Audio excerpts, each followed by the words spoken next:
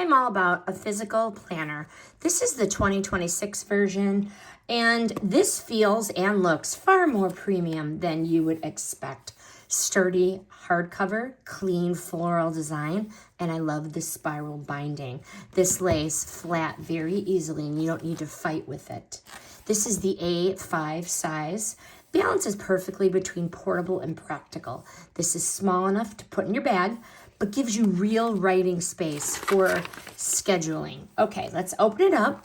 You have the monthly tabs here, navigating fast and frustration free.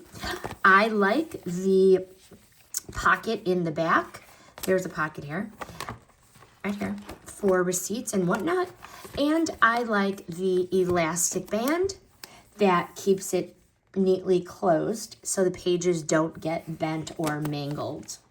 The paper quality is smooth and it holds up very well. I use pencil, but I've also used pen and flare pens, and it works just fine without no bleeding through. The overall design is grown up, pretty, and very streamlined. This works beautifully for managing all those day-to-day details that will need to live in just one place.